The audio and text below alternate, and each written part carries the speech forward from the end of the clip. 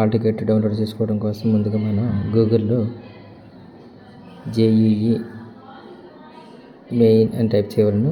ఈ విధంగా వస్తుంది. దాంట్లో పైన ఫస్ట్ది jee-main.nta.nic.inని క్లిక్ చేయవలను.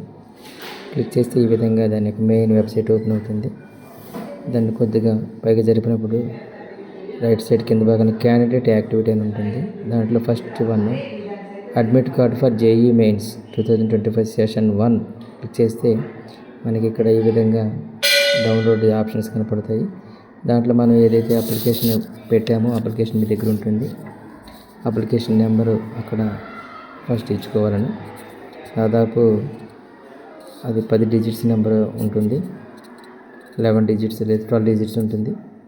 ఆ 12 డిజిట్స్ అప్లికేషన్ నెంబర్ మనం అక్కడ ఇవాళ కింద పాస్వర్డ్ మీరు ఏదైతే అప్లికేషన్ పెట్టేటప్పుడు పాస్వర్డ్ క్రియేట్ చేసుకున్నారో ఆ పాస్వర్డ్ని ఇక్కడ ఇవ్వాలను. ఒకవేళ పాస్వర్డ్ మర్చిపోతే ఫర్గట్ పాస్వర్డ్ కొట్టి కొత్త పాస్వర్డ్ రిట్రీవ్ చేసుకోవచ్చు. తర్వాత కింద ఉన్న క్యాప్చా కోడ్ను క్లియర్గా అక్కడ ఎంటర్ చేసి సబ్మిట్ చేయవలను. చేసి కింద సబ్మిట్ బటన్ను మనం క్లిక్ చేసినప్పుడు నెక్స్ట్ పేజీకి వెళ్తుంది.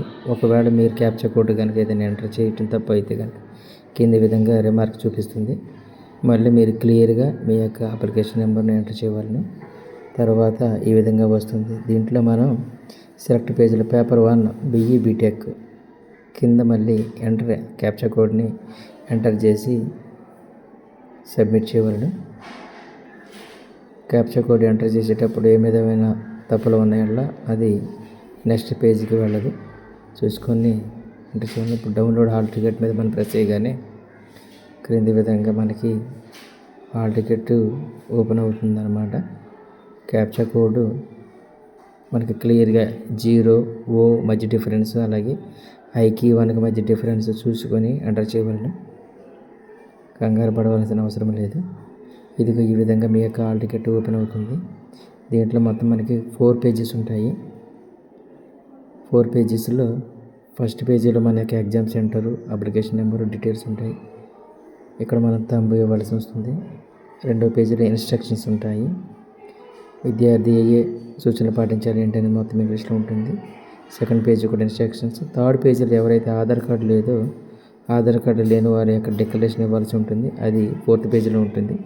కంపల్సరీగా విద్యార్థి 4 పేజీల్లో డౌన్లోడ్ చేసుకునే వలన అప్లికేషన్ పెట్టేటప్పుడు మీరు ఏదైతే ఫోటో సబ్మిట్ చేశారో ఆ ఫోటోతో పాటుగా ఆధార్ కార్డు తీసుకొని మీకు కావాల్సిన పెన్సిల్ పెన్ను తీసుకొని ఎగ్జామ్ హాల్కి ఇన్ టైంలో అంటే ఎగ్జామ్కి ముందు 2 hours ముందుగానే మన ఎగ్జామ్ సెంటర్కి చేరుకోవాలని. అక్కడికి వెళ్ళిన తర్వాత మన డిక్లరేషన్ ఇన్విజిలేటర్ ముందు ఇవ్వాల్సి ఉంటుంది. ఏ పేజీలో అయితే మీరు సంతకం పెట్టాలి లేదా ఏలు ముద్ర వేయాలో ఆ పేజీలో కంపల్సరీగా ఇన్విజిలేటర్ సమక్షంలోనే చేయవలను. అవి చేసిన తర్వాత మీరు ఎగ్జామ్కి ప్రిపేర్ అవ్వవలను. Thank you.